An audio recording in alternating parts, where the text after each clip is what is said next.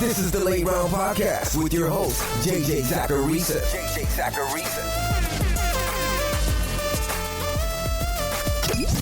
What's up, everyone? It's JJ Zacharisa, the editor-in-chief at FanDuel and at NumberFire.com, and this is episode 233 of the Late Round Podcast, one of the many shows that are part of the NumberFire Podcast Network. Thanks for tuning in. I should have been prepared for it, but I wasn't prepared for it.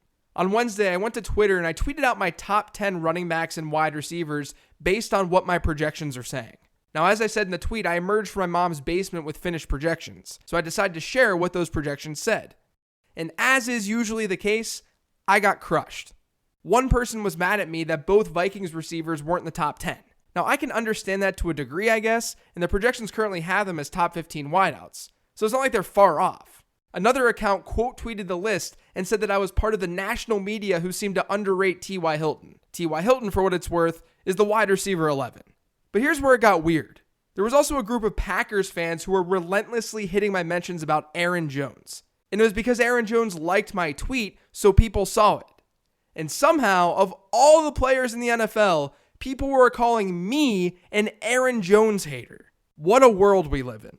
One thing I noted when I tweeted what the projections spit out was that those projections are not my rankings. And that confused people a bit. I actually got an email from Eric W. that I think brought up a very valid question. It said, "You posted some projections and said these weren't rankings. For draft and analysis purposes, are we better off using the projections alone without any human bias? People talk about how we overestimate our ability to predict things, especially in fantasy. Are we better off just simply taking the projections data and basing decisions and rankings off that, or are you adjusting ranks based on upside or other soft factors that I would argue might not actually be beneficial?" So let me explain why I don't view projections and rankings as the same thing. Making projections can be done in a lot of different ways. The way I create them is through what I guess I would call a top-down approach. Based on a good number of inputs, I get team information. So the number of plays a team will run, the number of passes, the number of rush attempts, those types of data points. Once those are locked in, all of the player projections feed into those team projections. That way you're not just creating projections without any sort of context. It's all fitting together within what that team is actually going to do. This is why rushing share and target share then becomes important. You can take the rushing and passing volume and then split up rushing attempts and targets based on market share. To get those rushing and target share numbers, there will be some form of subjectivity. Like, we know certain stats are sticky year over year, and we can find trends based on historical data. It's not like we're just throwing random target share numbers out there that have no backbone. But there's still some guesswork being done, and that's why it's a projection. It's not called a certainty. For me personally, the process of building out projections each season isn't necessarily to get a list of players to draft from, because my projections are going to be wrong, just like my rankings are going to be wrong. I hope they're more right than what others are working off of, but it would be foolish for me to think that there's zero variance with the projections that I build. Not only that, but projections are a mean outcome. They're what would be expected to happen.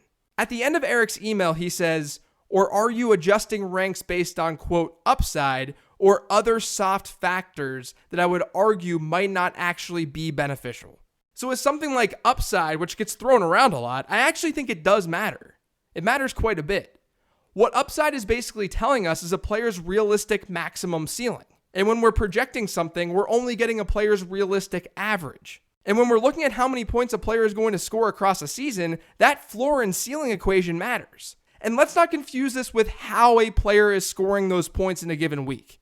Like, you most definitely can argue that Tyreek Hill's up and down scoring last season didn't actually matter given what he did during his good weeks. But when entering a season, the floor and ceiling equation is different. You're talking about how many points these players are going to end up scoring, not how they're scoring them. And with some players, there's more certainty. We're certain that DeAndre Hopkins is going to see a large target share and be productive. We're certain that Ezekiel Elliott and Saquon Barkley will have massive workloads. There's less certainty for Le'Veon Bell and Antonio Brown. They're on completely new teams. That means their range of outcomes shifts because we know less about their situation. It could mean that they have more upside due to ambiguity, but it could also mean that they have a much lower floor. So my projections will look at the average outcome. They'll say, this is what the expectation is for Antonio Brown this season. But I may look at that and say, I know that the wide receiver position is deep through round 4. So if I spend an early round pick on Antonio Brown, I can strive more for ceiling because there are solid backup plans. I actually think this is even more true when you look at lower tiered players. Like, the difference between how I rank my top 20 at each position isn't going to be drastically different than the way that you do. What's different is how we approach the later rounds. And I'm not talking about draft strategy. I'm talking about who we pick. Because in the middle and the late rounds, you really should be striving for upside. But how I view a player's path to upside may be drastically different than the way that you do. As it pertains to projections, though, a projection isn't going to use its imagination like your own brain will. A projection last season wasn't going to tell you to draft James Conner. But we know that there were other circumstances that may have led you to getting James Conner. We knew there was at least some chance that Le'Veon Bell wouldn't play for at least a game or two. So you may have bumped Conner up in your rankings while your projection remained the same, because you're looking more at upside and you're telling yourself a story to that upside. And that story isn't captured in a projection. That's why rankings and projections don't have to match. And that's why the two shouldn't match. Before getting into more questions this week, I wanted to send another reminder about FanDuel's Mega Eagle contest. Golf's biggest weekend is coming up, and the Mega Eagle is a contest with $1 million in prizes. And what's cool about the contest is that if Tiger Woods ends up winning, you get your entry fee back. You don't even need Tiger in your lineup to get your money back. For more info on the Mega Eagle, visit FanDuel.com or download the app today. Eligibility restrictions apply. This first question is from @RossVerba. What's the best ratio of film and metric when analyzing players? I don't think there's one single answer for this. And really, my answer is that there shouldn't be some strict ratio. You should focus on what you're best at analyzing. Like, I know that my prospect model is pretty successful and that I can understand the game of fantasy football better through numbers. So let's just say that I go with an 80-20 ratio between numbers and film, whatever that actually means. It wouldn't make much sense for me to then go to some 50-50 split if I know that I'm finding success through doing something I know I'm better at doing. Just like it wouldn't make sense for someone who's great at grinding film to all of a sudden be focusing a lot more on analytics. The two have to work together, though. I'll say that much.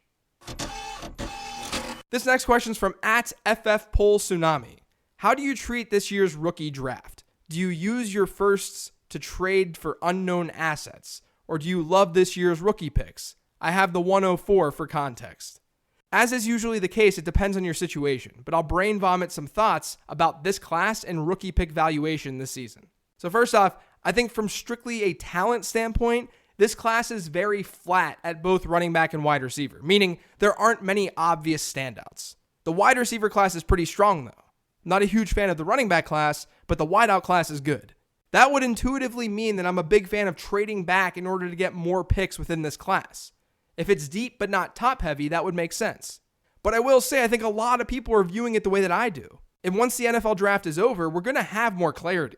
And that means that there's a chance that we also see more clarity with the top end choices at receiver and running back in our rookie drafts. So basically what I'm saying is if you can get early picks at a discount, I'm fine with doing that. But if your league mates aren't budging, they seem to value the picks as they usually would, trading back isn't a bad idea because there's a lot of depth in this class, especially at wide receiver. This next question is from @DBFeld. When approaching drafts for next season in redraft leagues, what's the best learning you can take from last season to apply to your draft strategy this year? So I don't know if there's one single thing that I took away from last year that I'll apply this year. I think being patient with running backs is important though. We saw that a lot last year with Kerryon Johnson, Aaron Jones, and Nick Chubb. While I don't believe that talent matters a whole lot in terms of making an impact at running back in real football, I do think that coaches should strive to think rationally. And thinking rationally means playing the most talented running back. But I'd also say the main takeaways I generally have in fantasy football end up being related to how the market reacts the following year. And it's usually based on overstating things that happen in a single year sample. So I'd watch out for situations like that as we get into the summer months and start drafting more teams. This next question is from @AnnoyingStatGuy. Now that the dust is beginning to settle, would love an update / some analysis on Nick Chubb's fantasy value moving forward, given how much the roster has changed since the end of last season.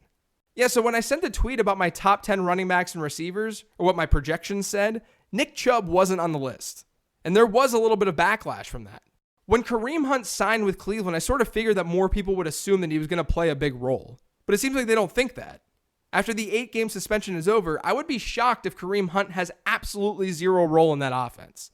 At the very least, he's probably going to dig into Nick Chubb's rushing work, and I'm a little bit more concerned about the receiving work. Chubb didn't have that significant of a role in the passing game last year, and now there are more weapons in that Browns offense. So if another running back is taking some work from him, That's not a good thing. But where I'm at on his redraft value is that I think his ADP is actually fine. A projection won't necessarily capture what Nick Chubb is going to be as a fantasy asset this year, because through the first 8 games in the season, you could argue he's going to be a top 5 fantasy back. And by the time Kareem Hunt comes along, you'll have a better idea about the running back landscape, and you might have a handful of running back starters. Chubb basically comes down to how much you think Hunt will matter in that offense. To me, if Hunt wasn't involved at all, I think Nick Chubb would be a first-round pick in fantasy. But the ADP right now reflects Kareem Hunt enough to where I would still be fine drafting him. This next question is from @Jomo724. If I have the 104 in Dynasty, should I grab Kyler Murray and forego the best available running back or wide receiver? I currently have Mariota and Cousins in my 1 quarterback, 4-point passing touchdown league. Go for the home run chance? No, you don't want to take a quarterback that early in a single quarterback Dynasty league. And in actuality, taking someone like Murray is the opposite of going for a home run, considering how little of an edge you can get from quarterbacks in fantasy football. And it has nothing to do with Murray. I love Kyler Murray, and I think that he's the QB1 in this class by far. It's just that you're far better off taking a running back or wide receiver given the edge that they can potentially provide week in and week out. That, in Murray's ADP, is a lot lower than where you'd be getting him there. So unless it's a super flex league, you shouldn't be spending first rounders on quarterbacks. The position just is not valuable in fantasy football, and that includes Dynasty. This next question is from @FF Aiden McGrath. How do you decide when to incorporate new information into your prospect models as opposed to keeping them consistent from year to year? Similarly, how do you decide to stop utilizing data you once thought was valuable? So once things are sort of set up and you feel good about your model, not a lot's going to change in one season. But each offseason, I do test data. I incorporate new data points to see if they make the model more accurate by testing the results. Because each year, more and different data does come out usually. Or I just figure out a way to manipulate data differently. So I try and see if that data is more important. Usually it's not. Usually my model just remains the same. Now, as for the second question of when you decide to stop utilizing data that was once thought as valuable, it's really just if you find data that's better through testing. If you find a data point that makes your model better, and you can throw out the other data point without changing the accuracy, then that data point no longer matters. Honestly, that's really it. This next question is from @DavisMatic. In early best balls with quarterback uncertainty, are you okay taking at least one quarterback in the single-digit rounds? Yeah, and I think that you should be okay with doing this regardless to differentiate. I do think there's just as much uncertainty at other positions, but the difference is obviously that there are loads and loads of wide receivers and running backs out there, whereas there is only 32 quarterback starters. So making sure you get at least 2 of those who are going to have a job throughout the season, that's important. I think it also depends on how the start of your draft is going. I'm going to be more inclined to make a higher selection at quarterback if there seems to be a safe foundation at running back and wide receiver, because obviously there's a higher opportunity cost in getting that earlier round quarterback. So if I'm not safe at those other positions, then I'm going to feel even worse about them if a single-digit round pick is being spent on a quarterback. But yes, overall, I think this logic makes sense. Not only because of uncertainty, but you're able to differentiate across your teams as well. Considering how rare it is for quarterbacks to give you an edge, you shouldn't strive to have all your eggs in one quarterback's basket. This next question is from @FFTylerO. A few players you really like in redraft but won't likely draft due to price. I think you've got to basically look at the early rounds here because it's impossible to not like every player in the early rounds. They're being drafted early for a reason. But Le'Veon Bell is probably one of them. My projections don't love Le'Veon Bell, and I'm nervous about the offense in general. It absolutely has a chance to take a step forward this year, but that doesn't mean the situation for Bell is safe. Like, I would 100% be taking Melvin Gordon over Le'Veon Bell, and I'd probably be cool taking at least David Johnson over him too. I'm also a little bit nervous about Sony Michel. Now, I like Sony Michel a lot, but I'm scared of how he'll be used as a receiver, and his ADP is very high. I wish it was like a half round later to feel more comfortable. And then there's Amari Cooper. The top 30 or so wide receivers are pretty competitive. It's pretty deep. And Cooper's currently a high-end wide receiver too. He's almost a wide receiver 1. It's a run-first offense, and Cooper has some negative regression that's going to be hitting in the touchdown column. Now, he's great. I love him as a player, and I wish he was on my fantasy team, but I'd rather draft Stephon Diggs or even AJ Green. So I like all 3 of those players. I just think they're a little bit overvalued right now. This last question comes from a guy that you might have heard of before. It's from @MatthewBerryTMR. He says, did I win our AAF Fantasy League with an 8-0 record, or no playoffs, no title? Please discuss for 10 minutes at least. Apollos for life. So we've all been in leagues where there's a fluky undefeated team or a team that's like 13-1 at the end of the season, but third in points scored or something. Not in the AAF Analyst League. My team started to turn the corner and was competitive in the end, but guys, Matthew Berry's team legit had like 2 times the amount of points as the second place team after 8 games.